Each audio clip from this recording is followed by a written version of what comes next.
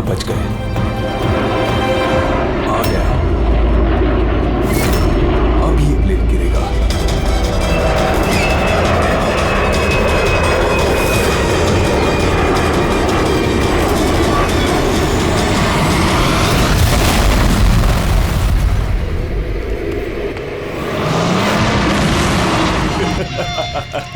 मजा आ गया।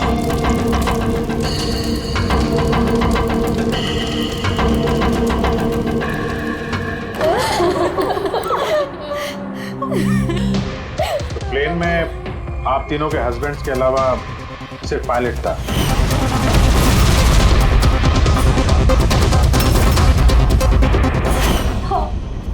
और अभी तक उनकी कोई खबर नहीं मिली। देखिए, अथॉरिटीज से हमने पूरी पूछताछ की और उन्होंने बताया कि प्लेन में कोई तकनीकी खराबी नहीं थी। तो फिर आप लोगों को ऐसे क्यों लगता है कि ये एक्सीडेंट नहीं था, कि प्लेन क्रैश नहीं था, बल्कि किसी ने जानबूझकर इनका खून किया है? उन्हें कई दिनों से धमकी भरे कॉल्स आ रहे थे। देखिए, आप तीनों के हस्बैंड जाने माने बिल्डर्स हैं, तो धमकी वगैरह तो हो सकता है कि ऐसे कॉल्स आ गए हों, लेकिन एग्जैक्टली क्या हुआ था आप बता सकते हैं? हाँ, वो तीनों सूरत जा रहे थे कोई जमीन खरीदने, पर कुछ बिल्डर्स थे जो ये नहीं चाहते थे कि ये डील हो। हाँ सर, करोड़ों की डील थी, जरूर ये काम उन्हीं में से किसी का होगा। अगर धमकी भरे कॉल आ रहे थे तो आप लोगों ने पुलिस की मदद क्यों नहीं ली? सर, हम पुलिस के पास जाना चाहते थे, पर हमारे पतियों ने हमें रोक लिया। हेलो, कौन बोल रहा है? खबरदार, अगर उस सूरत वाली जमीन के बारे में सोचा भी तो, समझे? धमकी दे रहा है? धमकी दे रहा है मुझे? धमकी समझ लो तुम। कल सुबह 11 बजे अपनी जिंदगी की आखिरी सांस लोगे तुम। तुझे जो करना है कर ले, ये डील तो मैं करके ही रहूंगा। प्लेन क्रैश भी ठीक 11 बजे हुआ था सर। 11 बज गए। अब ये प्लेन गिरेगा।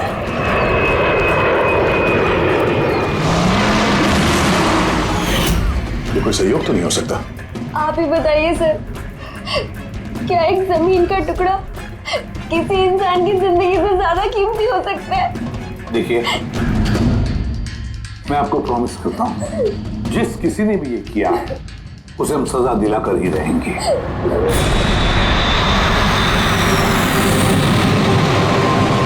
सर, हमें 5 साल हो चुके हैं ये काम करते हुए, आज तक एक भी गलती नहीं हुई है। हमारे काम में सर गलती की कोई गुंजाइश ही नहीं। अगर सर प्लेन में कोई भी प्रॉब्लम होता है तो हम उसे उड़ने नहीं देते सर। तो आप लोगों के हिसाब से प्लेन में कोई खराबी नहीं थी? बिल्कुल नहीं सर। तो क्रैश कैसे हुआ प्लेन? 4 लोगों की जानें गई हैं, कौन जिम्मेदारी लेगा उसकी? सर, मैं तो खुद हैरान हूँ कि ये हादसा हुआ कैसे।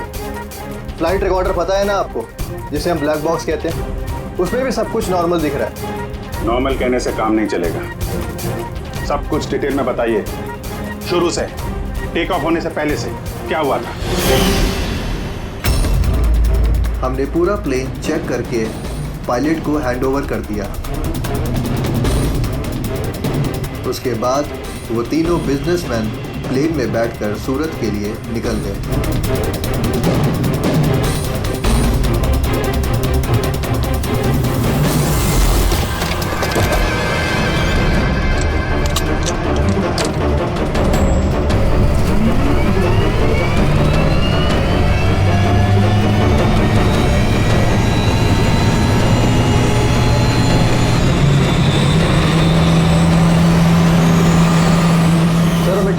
इंफॉर्मेशन रेडियो फ्रीक्वेंसी पे मिलता है, मेन टावर से।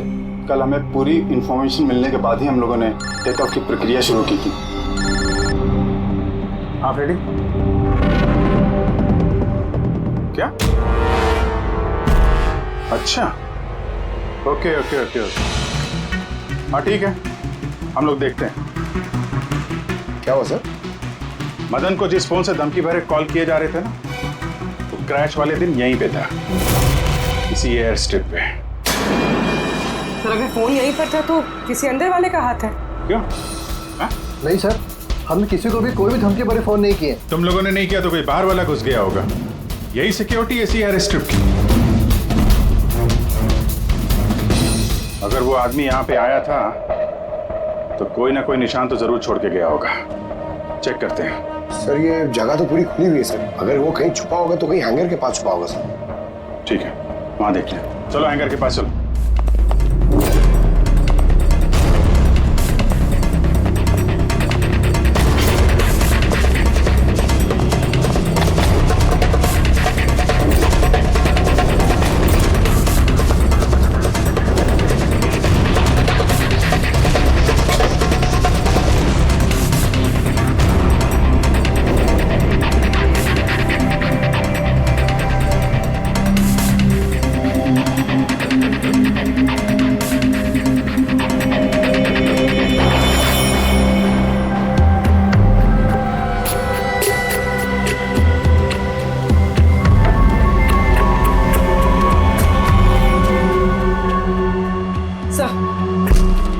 सर ये टूटा हुआ फोन मिला है। सर लगता है वो धमकी भरा कॉल इसी से किया होगा।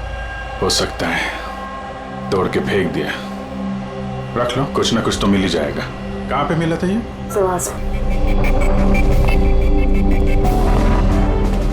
सर यहाँ।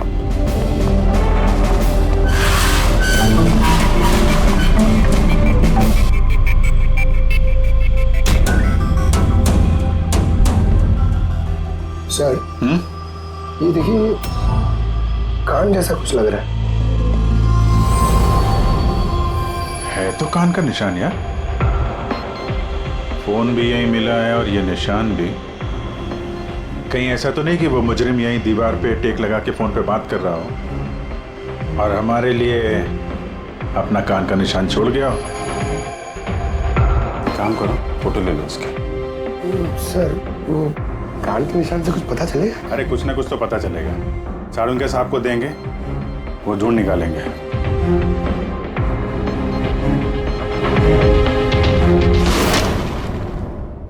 सर 2 लाशें मिल गई है, अंगद और मदन की।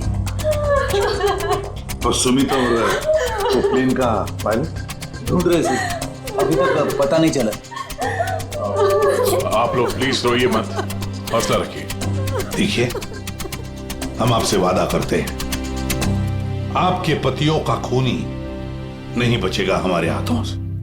सर, हाँ सर वो फोन तो मिल गया जिसे धमकी भरे कॉल किए गए थे, लेकिन सर हमारे वहां पहुंचने से पहले खूनी ने फोन तोड़ दिया ताकि हम उस तक पहुंच ना सके।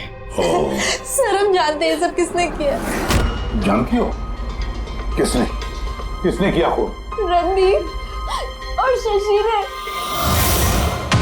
रणदीप और शशि कौन है? हा? सर ये दोनों भी बिल्डर्स हैं। ये नहीं चाहते थे कि हम तीनों के पतियों की वो डील सक्सेसफुल हो। जानता था, मैं जानता था इस जुर्म का सारा इल्जाम हम दोनों पे ही लगने वाला है। आपकी तारीफ? सर यही है वो दोनों खूनी, रणदीप और शशि।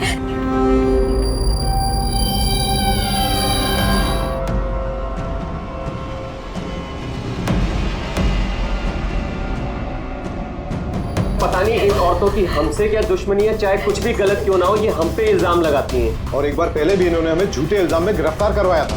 अच्छा, किस जुर्म में गिरफ्तार करवाया था तुम्हें? जरा हमें भी तो बताइए। सर जब पहली बार अंगद को धमकी भरे कॉल्स आ रहे थे तो मैंने ही पुलिस में रिपोर्ट लिखवाई थी इस रणदीप के खिलाफ, और पुलिस ने मुझे गिरफ्तार भी कर लिया, पर बाद में मैं निर्दोष साबित हुआ। हाँ सर, असल में वो धमकी भरे फोन कॉल उन गांव वालों के थे जिनकी जमीन ये लोग लेना चाहते थे।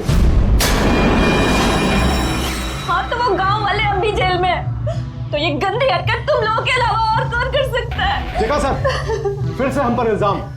अगर ये हमने किया होता तुम सीआईडी के पास क्यों आते? कोई बात नहीं, बहुत जल्द दूध का दूध और पानी का पानी हो जाएगा। हाँ, क्योंकि हमें वहां पे मुजरिम के कान का निशान मिला है। तो बस उससे तो हम पता लगा ही लेंगे कि खूनी है कौन। ये दीवार पर जो गीला पेंट था, उस पर जो एक कान का प्रिंट है, इस कान के प्रिंट को देखो, कुछ दिखाई देता है कान पर? इस कान के प्रिंट पे स्टार जैसी कुछ शेप का इम्प्रिंट है। और एक बात और, ये जो मुजरिम है ये समुद्र के आसपास रहता है। ये कैसे पता चला सर? मैं बताता हूँ। ये फोन के जो टूटे हुए टुकड़े हैं, इस पर मुझे कुछ समुद्री रेत और मछली के कांटे के टुकड़े मिले। अच्छा अच्छा, तो जब उस आदमी ने अपने जूते से इस फोन को तोड़ा होगा तो वो रेत और मछली के कांटे उसके जूते से निकल के फोन में चले गए। जूतों में रेत और मछली के कांटे, हो सकता है ये आदमी किसी फिश मार्केट के आसपास रहता हो। फिश मार्केट तो है ना यहाँ पे दो, एक वर्सोवा जेट्टी पे और दूसरा मड आइलैंड पे। बस अब अपना काम हो गया।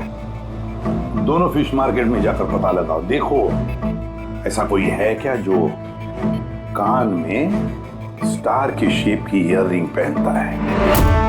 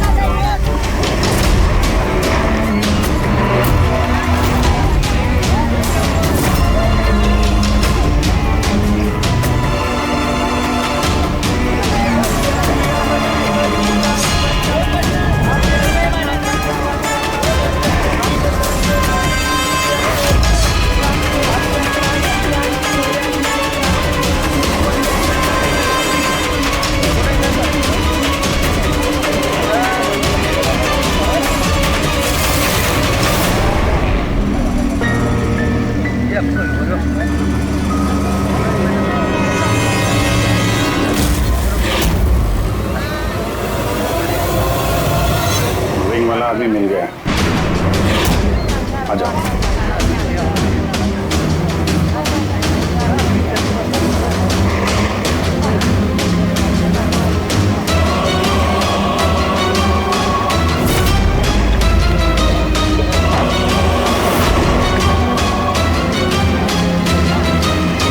किसी से मीटिंग होने वाली है।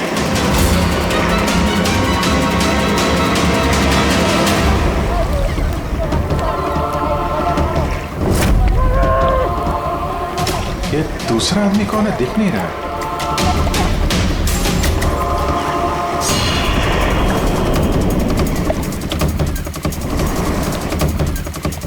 ये तो सचिन है।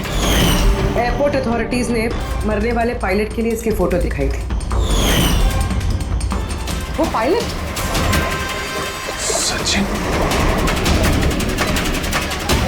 सचिन जिंदा है? सर अगर ये प्लेन क्रैश में मरा नहीं और जिंदा तो यहाँ छुपा क्या करना है? वही तो सामने क्यों नहीं आ रहा? चलो पूछते हैं इससे।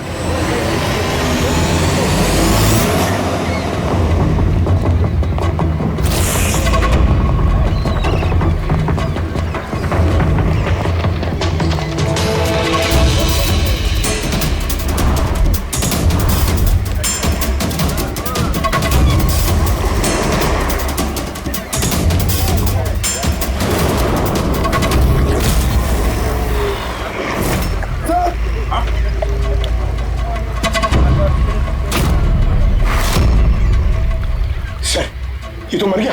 मर गया। वो देखो ना, सचिन भाग गया सर।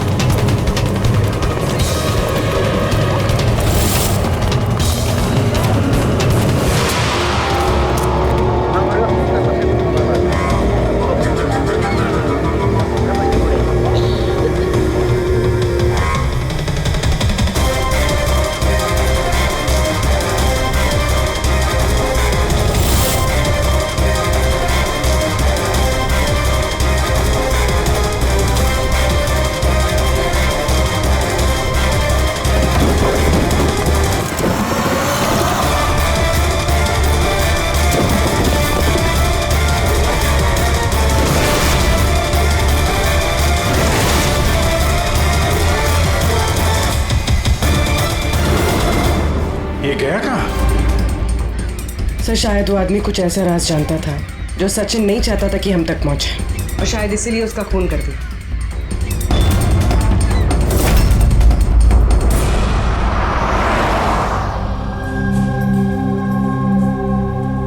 सब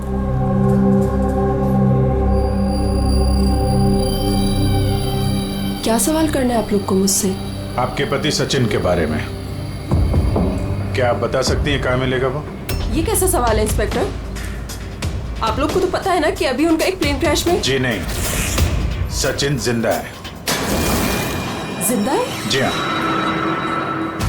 और आपको शायद ये जान के दुख होगा कि वो एक खून करके फरार है। वैसे कितने पैसे मिले थे सचिन को इस साजिश का हिस्सा बनकर? पैसे? पैसे नहीं मिले। पैसे मिले होते तो मैं यहाँ कॉफी शॉप में काम नहीं कर रही होती। और वैसे भी हमारी शादी कुछ ठीक नहीं चल रही थी। आपकी शादी ठीक नहीं चल रही थी? क्या मतलब, मैं पूछ सकता हूँ क्या प्रॉब्लम थी? दीप्ति नाम की एक लड़की है, एयर होस्टेस है। बहुत बार कहते थे भी कि तुझसे डाइवोर्स लेके उसके साथ रहना है। कहाँ रहती, कहाँ है ये? सिंगापुर। सिंगापुर। सचिन जिंदा है? ऐसा नहीं हो सकता सर, हमने खुद अपनी आंखों से उसे प्लेन में चढ़ते हुए देखा है। सर इतने भयानक हादसे में उसका जिंदा रहना मुमकिन नहीं है सर। अरे यार, पैराशूट वगैरह से कूद गया हो तो? नहीं सर, अगर पैराशूट लेके कूदता तो किसी ना किसी की नजर जरूर पड़ती उस पर। हमसे कुछ मिस तो नहीं हो गया ना? क्या क्या बोल रहे थे तुम? क्या मिस हुआ होगा? नहीं सर, कुछ नहीं। तुम्हारी बातों से तो साफ साफ लग रहा है कि तुम लोग कुछ छुपा रहे हो। क्या बात है, बताओ बताओ जल्दी। सॉरी सर, हमसे वो थोड़ी सी गलती हो गई। कैसी गलती? सर जब प्लेन टेक ऑफ हुआ तो हम वहाँ थे ही नहीं। इतनी बड़ी गलती कैसे कर सकते हैं आप लोग? हैं? सर वो प्लेन जब रनवे पे दौड़ रहा था सर, कुछ धमाका हुआ सर। कैसा धमाका? सर किसी ने दिवाली का बम फोड़ा था, तो हम लोग उसको देखने के लिए गए कि कहीं कोई सीरियस बात तो नहीं है। अरे ये तो पटाखा है। और सर जब हम वापस चल के आए तो पता चला कि प्लेन उड़ चुका था सर। ये उस दाढ़ी वाले का ही काम होगा, इन लोगों का ध्यान भटकाने के लिए। हाँ पर अभिजीत, क्यों? क्या मकसद हो सकता है इनका ध्यान भटकाने में? कुछ ना कुछ तो गड़बड़ है अभिजीत। ये जब धमाका हुआ तब प्लेन एयर स्ट्रिप पे कहाँ था, वो जगह दिखाओ। आइए सर। चलो दिखाओ। आइए।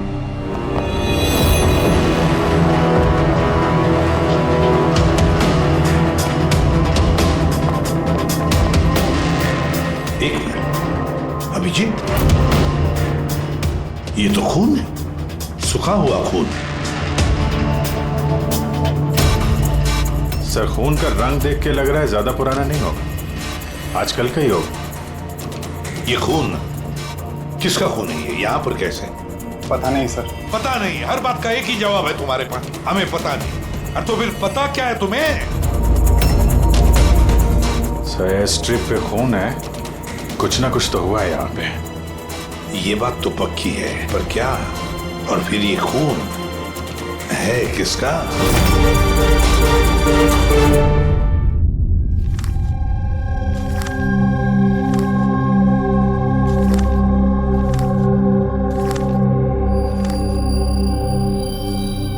बस पता चल गया, एयर स्ट्रिप पे जो खून था वो किसका था। किसका था? ये पायलट सचिन।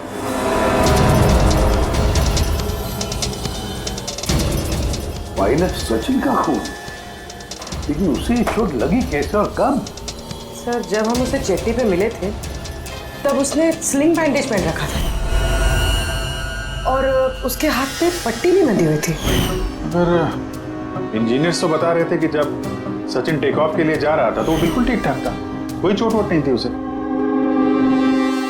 इसका एक ही मतलब है अभिजीत, सचिन को चोट एयर स्ट्रिप पर ही लगी है।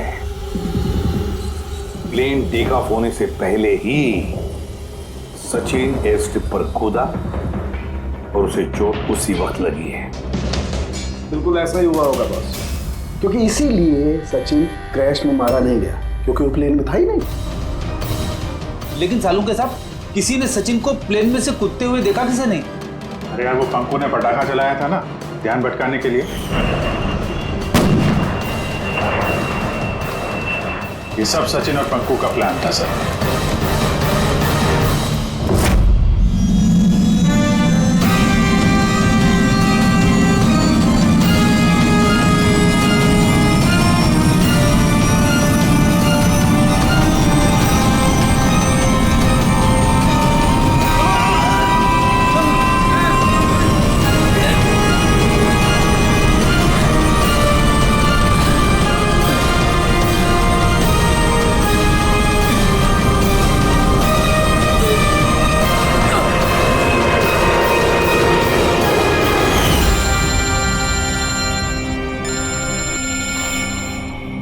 हेलो,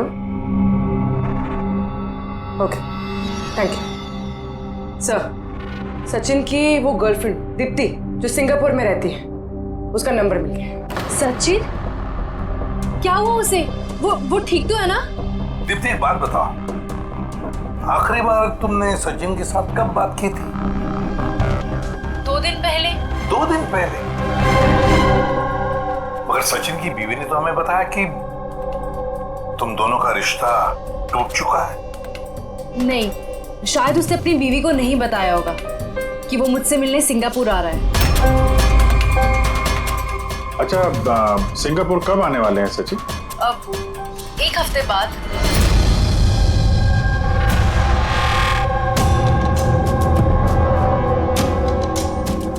अच्छा, और क्या क्या बातें हुई तुम्हारी 2 दिन पहले? वो कह रहा था कि उसे ढेर सारा पैसा मिलने वाला है और फिर हम एक नई जिंदगी की शुरुआत कर सकते हैं। वैसे आप सब ये सवाल, सचिन ठीक तो है ना? घबराओ मत, सचिन को कुछ नहीं हुआ, और अगर जरूरत पड़े तो हम तुम्हें फिर फोन करेंगे। Thank you. कहीं दीप्ति भी तो नहीं मिली हुई है सचिन के साथ इस सारे प्लान में? पूरी एक काम करो, सिंगापुर पुलिस को सारी डिटेल भेज दो और उनसे कहो कि वो इस दीप्ति पर नजर रखे हैं। सर, हाँ, सचिन की वाइफ से बात हुई, उसका कहना है कि सचिन का पासपोर्ट घर पे ही है। क्या?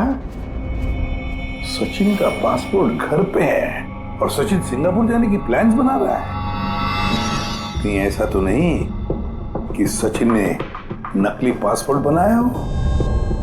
नकली पासपोर्ट, ये डेचू नकली पासपोर्ट बनाने वालों के बारे में बहुत कुछ जानता है। तो एक काम करो, पंकज से कहो कि सचिन का फोटो लेकर वो डेचू से मिले।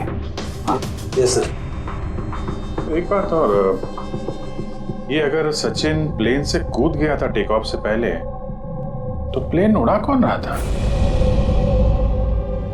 और सर, जब वो प्लेन से कूदा तो ये मदन, अंगद और सुमित इन लोगों ने हल्ला नहीं मचाया, चुपचाप बैठे क्यों नहीं? बॉस, प्लेन के गिरने पर हल्ला कैसे मचाते हैं लोग? तीनों के तीनों बेहोश थे। मगर सर, ये लोग बेहोश हुए कैसे? क्योंकि इन लोगों के पेट में ब्लैक कॉफी थी और उस ब्लैक कॉफी में ही नशीली दवाई मिलाई गई थी। क्या? ब्लैक कॉफी में नशीली दवा? आई एम बोर्डिंग, अभी कॉफी। Thank you.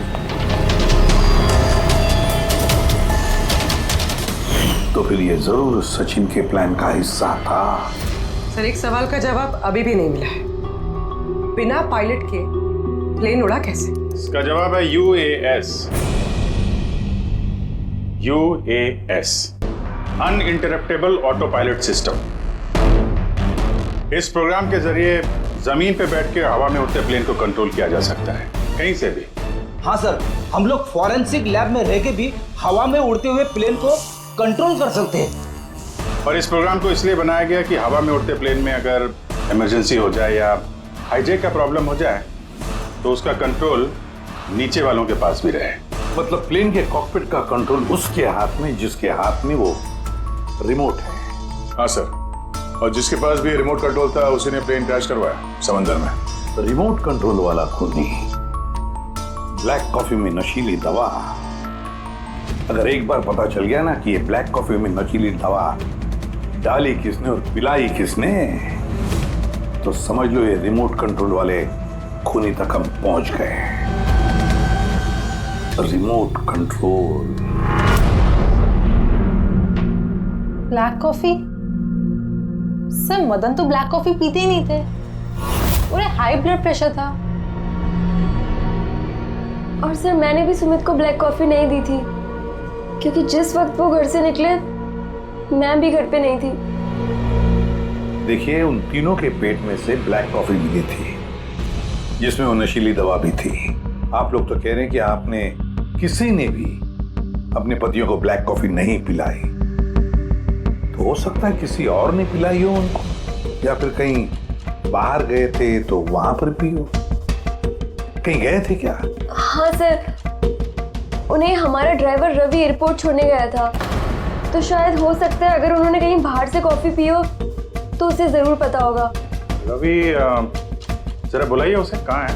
सर जब से ये हादसा हुआ है उसने काम पे ही आना बंद कर दिया, उसने हमारे फोन भी उठाना बंद कर दिया। मतलब अभिजीत, ये रवि कल से गायब है।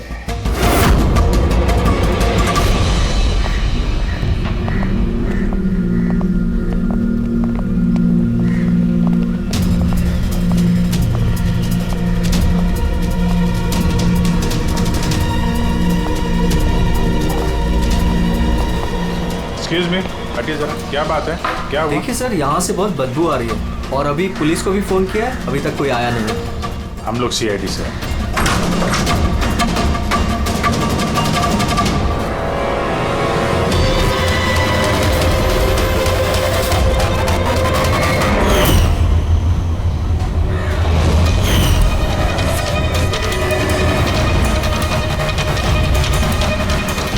सर एक और मौत।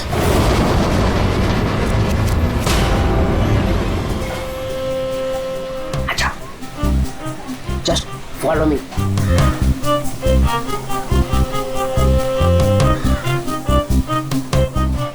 पंकज, चुपचाप मेरे पीछे पीछे चलते रहना। जब तक मैं यहाँ हूँ तुम्हें घबराने की थोड़ा भी जरूरत नहीं है। ओ ढेचू, मैं घबराता नहीं हूँ, समझा? मैं CID से हूँ। चुपचाप चलो, फॉलो मी। इधर चलो।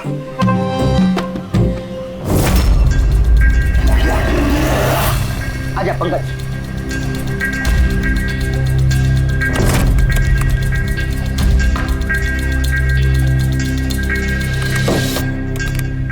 क्या दोस्त, सुना है तुम बहुत अच्छा पासपोर्ट बनाते हो? किससे सुना? मेरे एक दोस्त ने बताया। दोस्त? कौन दोस्त? ये नहीं, मैं नहीं जानता इसे।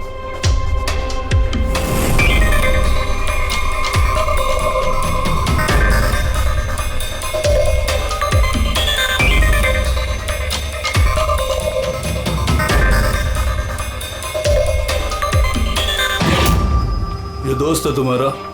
तुम्हें कोई शक है? बहुत अच्छे से जानता हूँ इसे मैं। इसका पासपोर्ट भी रेडी पड़ा है, बनकर मेरे पास। अरे वाह, फिर तो मेरा भी पासपोर्ट बन जाएगा ना? बन जाएगा, लेकिन 2 पेटी लगेगा। अरे यार देता हूँ ना 2 पेटी। बोल क्या चाहिए तेरे को? 2 पेटी आम चाहिए, 2 पेटी सेब चाहिए, क्या चाहिए? ए शाने, 2 पेटी मतलब 2 लाख। 2 लाख? 2 लाख। चलिए बता, नाम क्या लिखना है तेरा पासपोर्ट पर? Sub inspector Pankaj, CID। CID? हाँ, CID।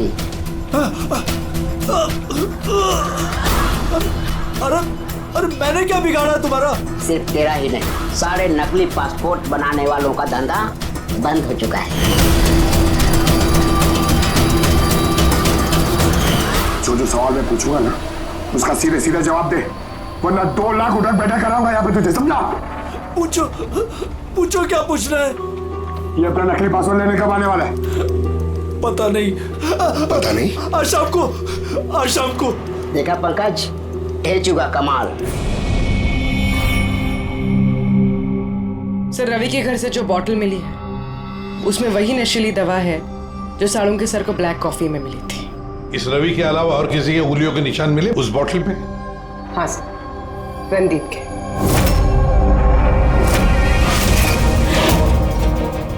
रणदीप, ये रणदीप ब्यूरो में आकर जोर जोर से चिल्ला चिल्ला कर अपनी बेगुनाही साबित करने की कोशिश कर रहा था। पहले उसने रवि का इस्तेमाल किया खून करने में, फिर रवि को ही मार डाला। सर मैंने रणदीप को कॉल भी ट्राई किया, लेकिन उसका फोन बंद आ रहा है। एक बार ये सचिन मिल जाए ना, तो वही पहुंचाएगा हमें इस रणदीप तक।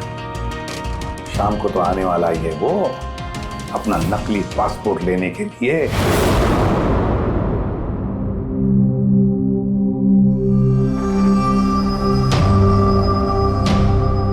मेरा पासपोर्ट रेडी है। हाँ, तुम एक काम करो, अपना पासपोर्ट उससे ले लो, उसके पास है। अरे यार जल्दी करो, मेरे पास ज्यादा टाइम नहीं है। सही कहा तूने, तेरे पास तो बिल्कुल भी टाइम नहीं है। बस ये फोटो चिपका दूं? ये क्या मजाक है? मजाक नहीं है, ये सीआईडी का तोहफा है। सीआईडी? बता वो प्लेन क्रैश कैसे किया था तूने?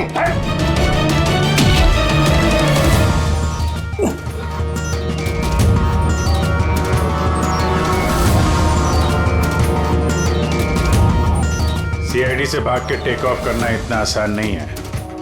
इमरजेंसी लैंडिंग करनी पड़ जाती है मुजरिमों को। पैसों के लालच में अंधा हो गया था मैं।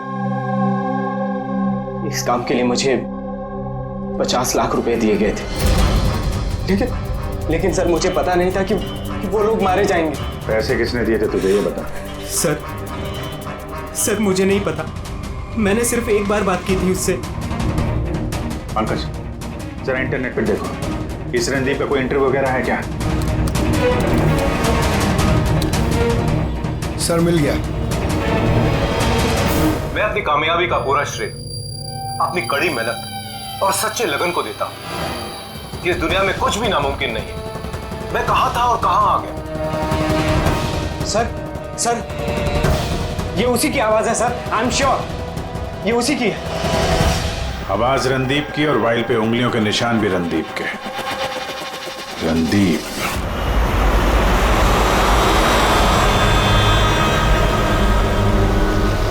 सर आगे से राइट। सर ये रणदीप का तो फोन बंद है सर, तो उसकी लोकेशन कैसे ट्रैक करेंगे? अरे फोन बंद है तो क्या हुआ पंकज, उसका वीडियो याद है? उसमें उसने अपने हाथ में एक ब्रेसलेट पहना हुआ था। मैंने वो इंटरव्यू दोबारा चेक किया।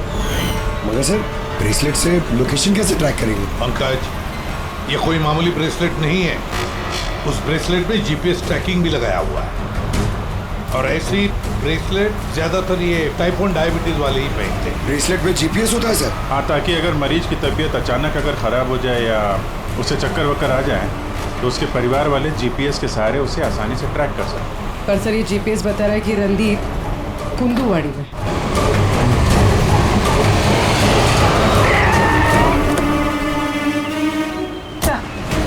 यहीं कहीं है, यहाँ पर।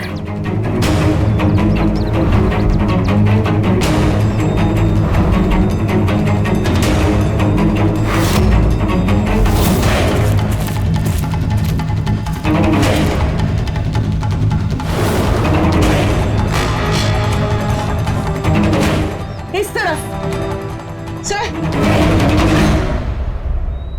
सर यहीं कहीं है। उसकी दिल की धड़कन भी कमजोर होती जा रही है। दिल की धड़कन कमजोर होती जा रही है, यही कही है वो। एक मिनट, ये मिट्टी अलग क्यों लग रही है? कहीं इस मिट्टी के नीचे तो नहीं? हो सकता है।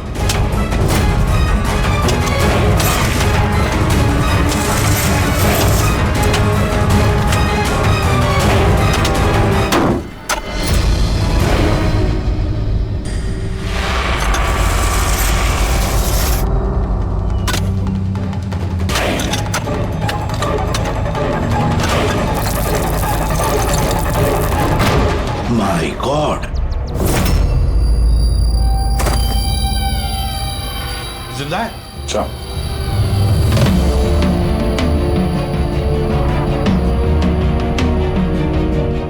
सर हम तो सोच रहे थे ये रणदीप खूनी है, पर यहाँ तो कोई उसकी ही जान लेने चला था। सर मुझे नहीं लगता कि रवि का खून रणदीप ने किया होगा, क्योंकि ब्यूरो से निकलने के बाद उसकी ब्रेसलेट की लोकेशन यहीं पर थी, वो और कहीं गया ही नहीं। मतलब जिसने भी सचिन को पैसे दिए वो रणदीप नहीं, कोई और ही है। लेकिन सर आवाज तो उससे की थी, उसने खुद पहचानी है। पूरी आवाज बदल के बात करना कोई बड़ी बात नहीं है। और आजकल सर ऐसे ऐसे मोबाइल ऐप्स आए हैं जिसके जरिए कोई भी किसी की भी आवाज में बात कर सकता है। तो फिर कौन है वो जिसने रणदीप को फंसाने की कोशिश की? है कौन वो जिसने ये आवाज बदलने वाला ऐप इस्तेमाल किया?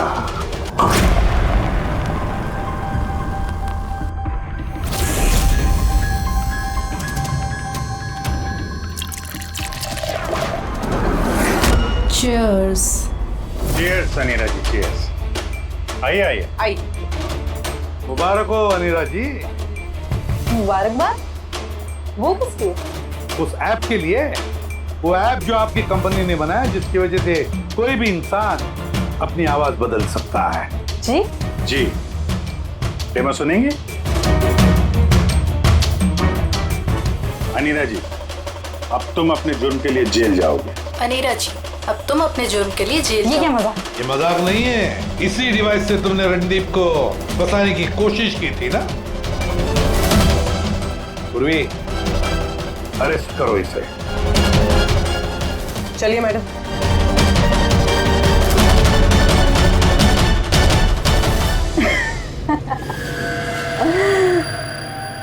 इतनी भी क्या जल्दी है सीआईडी वालों? जरा उधर तो देखिए। जाने दो उसे। बेवकूफी छोड़ दो ये। छोड़ो उनको।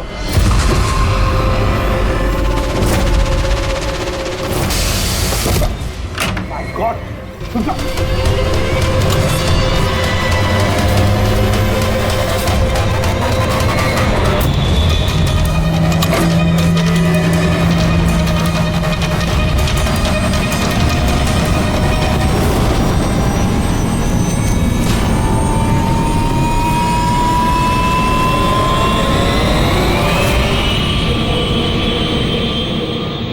Goodbye, CID.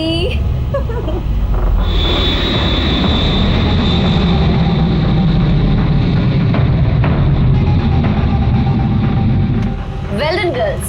आज तक जो बड़े बड़े मुजरिम नहीं कर पाए वो हमने कर दिखाया। सीआईडी को तो नानी याद आ गई होगी। पर वो सब तो ठीक है यार, पर हम जाएंगे कहाँ? ओरिजिनल प्लान तो ना चौपट कर दिया।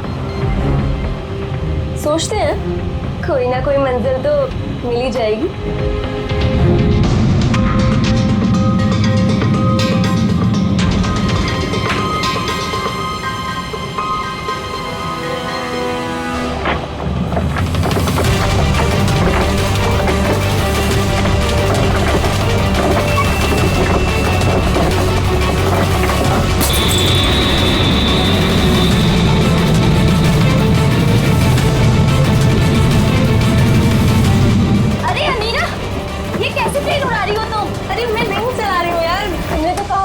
कि तुम्हें प्लेन उड़ाना आता है? अरे मैं ये नहीं कर रही हूँ, ये अपने आप हो रहा है।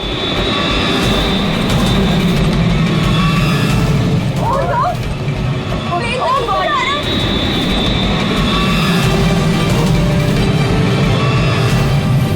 लगता है हमारी यूएस टेक्नोलॉजी किसी को पता चल गई क्या? मगर कैसे?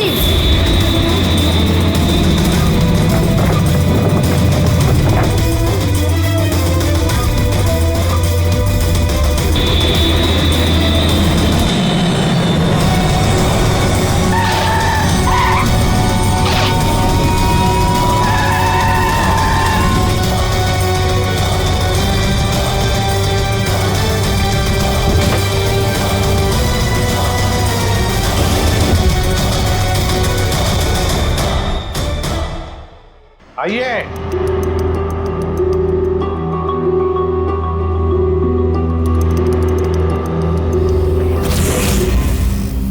जिस देश में औरतें अपने पतियों की लंबी उम्र के लिए व्रत रखती हैं, कोई ऐसा भी कर सकता है कि अपने ही पति का खून कर दे? बहुत ठोस वजह रही होगी आप लोगों के पास। हाँ, वजह थी। हमारे पति कोई दूध के धुले में नहीं थे। हाँ, लोगों को तो वो ऐसे दिखाते थे कि वो हमसे बहुत प्यार करते हैं, पर घर में कुछ और ही कहानी होती थी। ना हमें उनसे प्यार मिला और ना ही वफादारी। अंगद ने तो कई बार रिया पर हाथ भी उठाया था। हॉस्पिटल में भी भर्ती हुई थी वो। इन सब से तंग आकर हमने अपने पतियों को धमकी भरे कॉल्स करवाए और सोचा मौका अच्छा है तो हमने उन्हें मरवा दिया।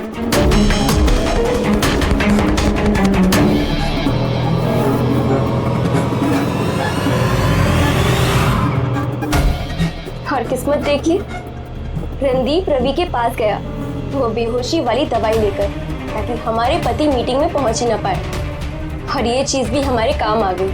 तो रवि की वफादारी का फायदा उठाया तुमने, हाँ? फिर तुम लोगों ने रणदीप को जमीन में गाड़ दिया ताकि हमें ऐसा लगे कि वो जुर्म करके फरार हो गया है। पिंजरे में बंद घुटन भरी जिंदगी जीने का कोई फायदा नहीं था। हमें आजादी की हवा में सांस लेनी थी। आजादी की हवा में सांस लेने के और भी तरीके होते हैं अनीरा जी। पति को मारना सबसे गलत रास्ता। सही होता अगर तुम पतियों से अलग हो जाती, लेकिन नहीं, तुम तीनों ने ऐसा रास्ता चुना जो तुम्हें घुटन भरी जिंदगी तक ले जाएगा, और वो भी जेल की सलाखों के पीछे।